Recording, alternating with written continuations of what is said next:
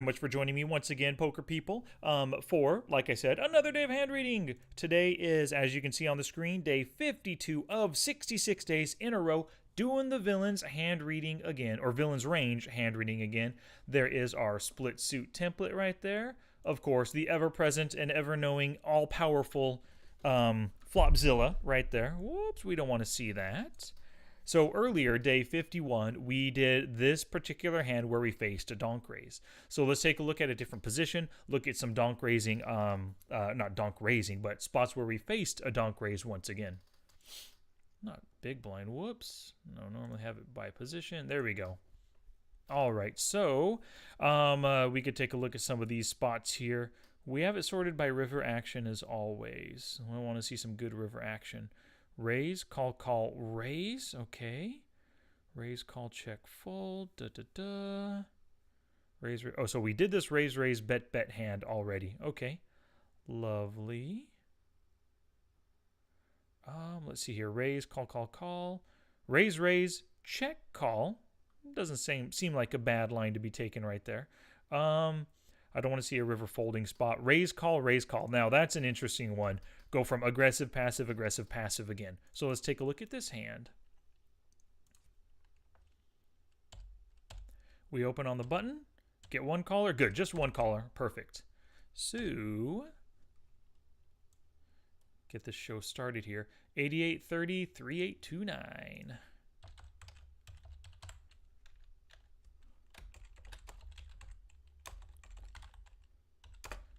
Small blind called, right? Yep, small blind, big blind folded. Small blind, unknown small blind.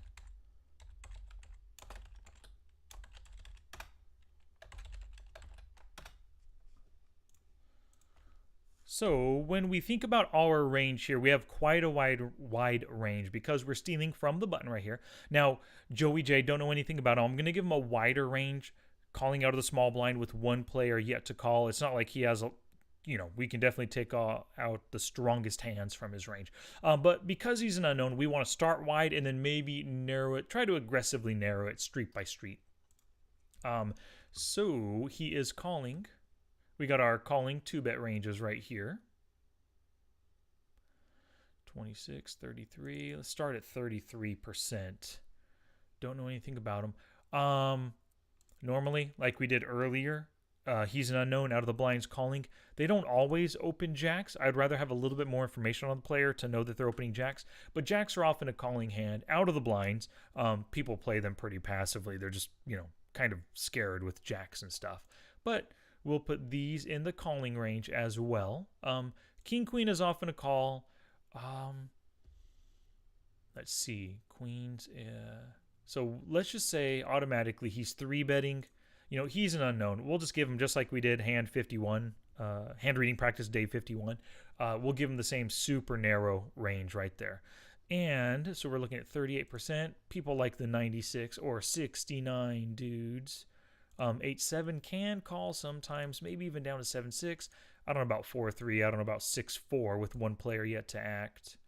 I'm not going to give him all those suited queens. Let's go with this right here. 39%, 516 combos. Pretty darn close to that other unknown player's range that we hand read on day 51. 39, 516 combos. Oh, backwards. So we are opening here in this hand. We are opening in this one from the button. Let's give ourselves... I don't want to go super strong. I don't want to go super weak. I mean, one of the weakest hands I'd be opening with right here is like 5-6 suited. I mean, you could even say like 9-8 offsuit. I guess you could say is one of the or 9-8 off. But instead of that, let's go with the middle of the road kind of hand. Let's say I'm opening with pocket 6s. Yeah, we'll do 6s. So if this is my range, or my hand, pocket 6s, versus this wide range, we actually have 55%. We're a favorite currently, versus such a wide range that's missing a ton, not a ton, that's missing the best pairs. It does have plenty of overcards to the range, but we do have a pocket pair, so we're starting off better than that entire range right there. Let's see, Joey J is his name. He just calls. And ace, deuce, 8, heart, spade, diamond. Come on. So on the ace deuce eight, our pocket sixes flop third pair. Things are looking ugly. As you can see, our opponent has every single ace other than aces and ace king. So like they hit this ace super hard. Plenty of eights in the range as well. It's just about as dry of a board as it can get. Now, ignoring my hand right here, this range on an ace high and very dry board only hits 30% of the time. So we have position. If they check to us, we should be betting here. And the reason why is because they only hit 30%. They're out of position. They technically, or mathematically, I guess, should be folding near 70% of the time. So if we make a half pot to 2/3 pot C bet, we could just expect them to fold most of the time, and we just take it down. Of course, it doesn't always happen. Oh, and you can see also we started off with 40 big blind stacks. So as of right now, $9.35, $1.75. We've got like roughly 4.5x, I guess. 5x. We have 5x stacks behind. So he's pretty darn pot committed. I'm not super pot committed, but if you look at it, it's really easy. If he flops good and I flop decent, it's really easy for him to get his full stack in and try for the double up against us. So, on the ace deuce eight, what happens? We already know that he donk bets less than half pot, only 3 big blinds. Normally, when somebody's trying to bluff or going for value, they'll make it 4 or 5 big blinds into a 7 big blind pot. Normally right around there. This smaller bet feels more like a blocking bet / bluff. Maybe he did flop really strong, is hoping for us to raise as well. That's a possibility. We'll have to see what happens, what our play is, and then how he responds to it. We decide to just call. Okay, well, pocket sixes in this instance, I would probably be folding to the donk bet on the ace high and dry flop. I might choose to raise it just as a straight bluff because he's only hitting, as we saw, 30% of the time. I could occasionally choose to do that with sixes, raise, and then just fold if he decides to call and we go to the turn or river if I don't hit a 6. But in this case, I elected to just call. Sixes, not really calling. I mean, most likely if it's an 8, I have like an 8 jack or something like that has some kind of equity. Possibly even we have the ace of hearts out there. If I have the 9-10 of hearts, so I have the backdoor flush draw as well as the backdoor straight draw, plus 2 cards to an under pair, which could give me some showdown value if I hit a 10 or a 9. Those are possible calling hands. But we started with the sixes. We'll keep the sixes for now. It keeps the combo counts accurate, even though I wouldn't be playing with the sixes right here. So what is he donk leading? He's donk leading his sets, totally trying to get value out of us. Donk leading 2 pairs, sure, why not? Going for value. Donk leading all those top pair hands, yeah, definitely. I mean, he could think that we opened, if you think about it, we have kings through 9s. Plenty of our hands are kings through 9s, which could be calling this one bet, and he's getting value with his top pair hand. Definitely top pairs are betting right there. Even all the way down his ace 3. I mean, it's still a top pair hand. He could be betting. Now, pocket pairs below, sure, just throwing out a 1 street, very weak bluff. It's possible that they're doing it, that he's doing that. Mid pairs, some mid pairs, sometimes villains can do that. And it is a 3 big blind into 7 big blinds. It's less than half pot. I'll say he can do that. Now these weak pairs, I'm going to take these out of the range. They just feel too weak. These are often just check calling. He just called pre-flop to set mine, right? With 7s through 3s. No 7, no 3, no kind of awesome backdoor draw. King deuce isn't a good hand either. Tiny little weak pair. All of these should just be check folding to my C bet. Unless he wants to get sticky, but if he wants to get sticky, he should just be check raising as a bluff instead of making this weak donk lead. But I can see middle pairs doing it, at least for 1 street to try to bluff or to try to make a blocking bet to see a turn at his price. And then if he checks the turn, maybe we'll check behind the turn because we're weak and he donk led the flop. And then so he gets to see a free river if that's the case. So weak pairs, open enders. Well, it doesn't have any gut shots. 2 card backdoors. Are those betting here? I don't think necessarily that they're betting. Maybe if they're a 2 card backdoor with some kind of a pair strength, totally possible. But I'm not going to say just 2 card backdoors themselves are betting in this instance. And he doesn't even have any of these hands. So we're basically saying mid pairs all the way through sets. So some blocking bets as well as some value bets right now. The 75 cents, 3 big blinds. So if we take a look at it here, he has currently 182 combos out of his pre-flop 516 combo range, 43% we removed. So actually we were able to remove quite a few hands from his range right here. 82 combos, 43%. Yep. Well, oh, no. 182. And you can see if we do have the sixes versus this mid pair or better range, we're big time dogs, only 8%. We shouldn't have called this if we have such a weak hand. The 5 of diamonds. Ooh, if we had 5s, that would be lovely. But no, probably not. 5 of diamonds comes. It flips our equity, not flips it. It worsens our equity down to 4%. He's at 96% on this 5. Things are ugly for us right now. The 5 of diamonds. So now he only bets 50 cents. Like, what is going on here? It really does feel he's not going for value. He bet slightly under half pot. If he was going for value with a 2-pair hand or trips, he should be going for value again and betting roughly half pot again. We called the flop. Why wouldn't we call the turn if we had 9s or 10s right here and he has an ace? He should expect us to call once again, so he should be going half pot. The 5 doesn't change anything. He can't put us on a 3-4. We suddenly hit a straight and now he's scared. Or we have pocket 5s and we suddenly hit trips. No, he's not scared. This is a scared bet. He isn't. Oh, I'm sorry. He is. I'm sorry. Yes, he is. What should I say? He's not scared of the 5. He's just scared in general, making a scared bet. This guy does not like his hand one bit. 5 of diamonds comes. He does not have straights. He doesn't have sets. He doesn't even have 2 pairs at this point. Top pair hands? Forget about it, man. Why would you bet so small if you have a hand worth value betting? Ace queen, ace 10, ace jack, ace 9. He does not have any of these decent. Okay, we can keep ace 9 in. It is a weaker kicker. He might be making a tiny bet with the ace with a weak kicker. But the 10, the jack, the queen, better kickers? I mean, if he's worried that we have a better kicker than a 10, we would have raised that flop right there with an ace king, an ace queen, and ace jack. So got to take those out of the range. Maybe he's doing it super weak with an ace 9. It's possible. So we're going to say that. All the other aces are making this tiny bet, kind of as blocking bets with a weak top pair hand. Pocket pair below? Sure. Yeah, he's doing a double barrel, a weak double barrel. Mid pairs? Sure, weak double barrel bluff there. Mid pair doesn't have any flush draws now. Now he suddenly turned a flush draw. Yeah, there's no reason. He doesn't need to increase his bet. He doesn't need to make it 50%. He bets smallish on the flop. He's betting even smaller on the turn. Just because he picked up a flush draw doesn't mean he's going to bet bigger. So I think those are possibly in his range. Open it. Oh, he doesn't have any. Gut shots now. Sure, why not? He still has the pair. Oh, those are still in with the top pair anyway, right there. So we're going to say he's betting his flush draws, and he's betting his top and middle pairs. He doesn't even have any weak pairs anymore. Now that 5 hit, nothing going on at all. So we're looking at, let's see here. He has 1-2 pair hand, ace deuce. Why? Because it's a flush draw? Ace deuce. Oh, because it's a flush draw as well. So let's go like this. Remove that ace deuce from the range.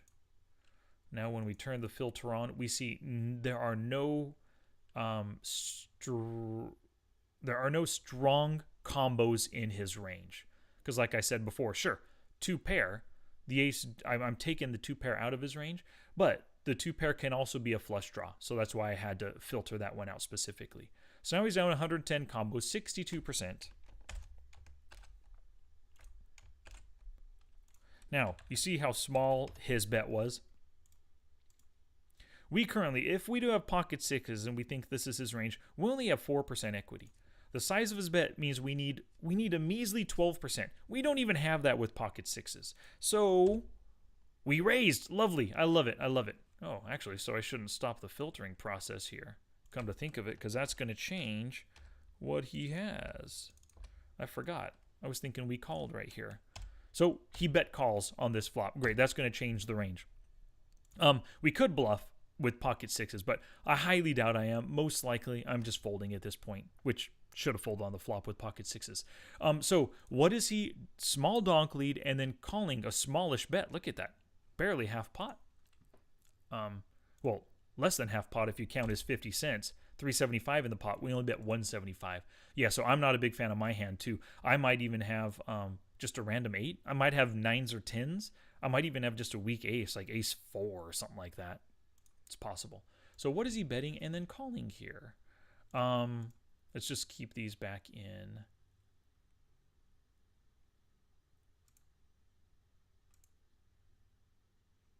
It's fine. Okay. Is he betting and then just calling his straights? Once he calls, it puts $7 in the pot. He has $7. He should make, no, he should be raising. Sets should be re-raising for sure. 2 pairs? There's nothing to be scared of. And all of his 2 pairs are ace-high 2 pairs, right? Yeah, no, he doesn't have 2 pairs either. Top pairs, betting and then calling all those weaker kickers, totally. So actually, maybe the range is the exact same. Pocket pairs below, sure, it's a small raise. He might still believe he can win. He has 2 outs to a set. Yeah, why not? Mid pairs, 8. The 5 didn't help my range, really. So he might, if he thought his 8 was good on the flop, it's good on the turn. Sure, could be betting and then calling. Flush draws, totally. There's no reason for him to bet and then 3-bet, get it in. He could do that, being aggressive, but maybe he's a more passive player in general. And then the gut shots. Now he's betting and then calling. Let's keep those. Oh, those gut shots are already in the range with the top pair. Ace 3, ace 4. Ace 3, ace 4. Yep, already in it. So we don't need to. So actually, 111. Yep. Oh, because that 2 pair.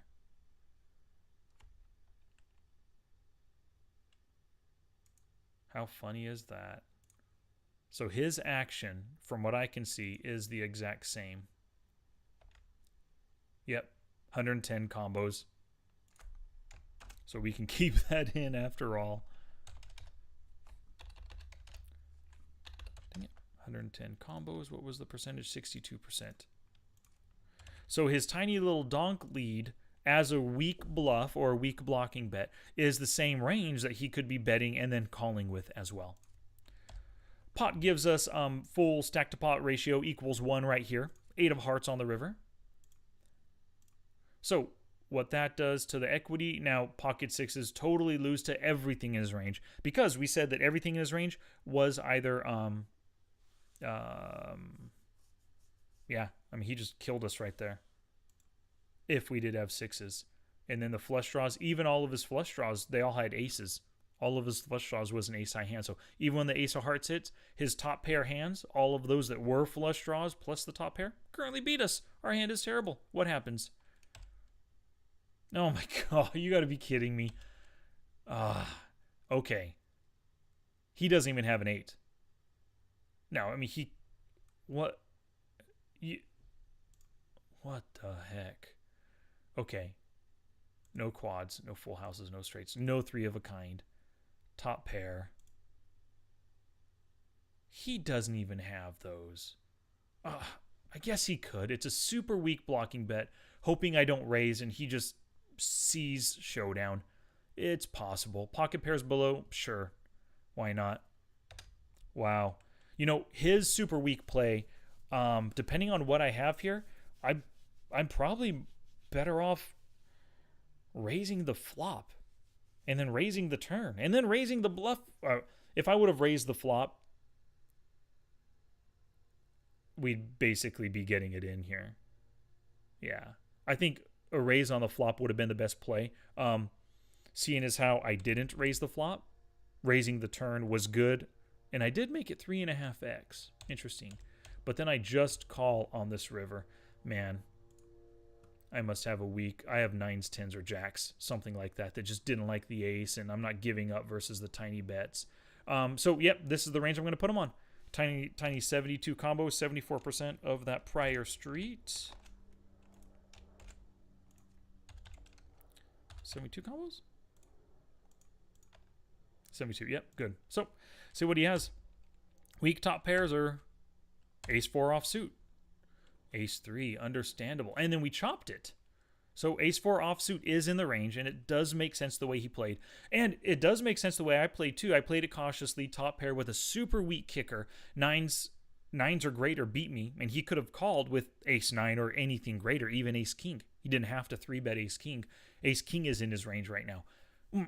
Ace king's not in his range, obviously, because I said he would have 3-bet. But even if he would have called, I would have removed it because they had such good kickers. I would have removed it sooner.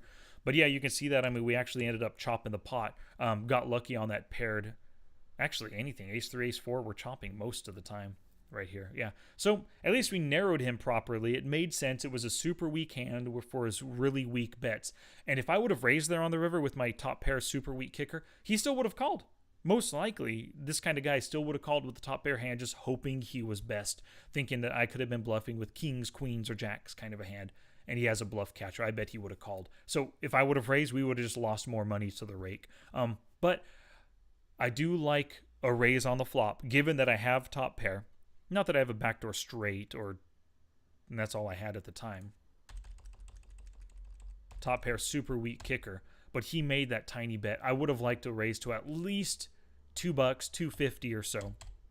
And then he probably wouldn't have bet. I could have fired the turn, and he would have probably just called, and then on the river would have just checked behind. It would have been a bigger pot, so we would have lost more to rake. But I think that is a better play, given that I did have top pair with a decent kicker. I could be getting value out of random 8s at this point, even 9s or 10s that don't believe I have an ace. Yeah. All right, well, at least we were successful. Narrowed him down to ace 4 offsuit and end up chopping the pot. Well, alrighty, y'all. Thank you very much for watching another day of hand reading. Come back later for day 53 of 66. Peace out.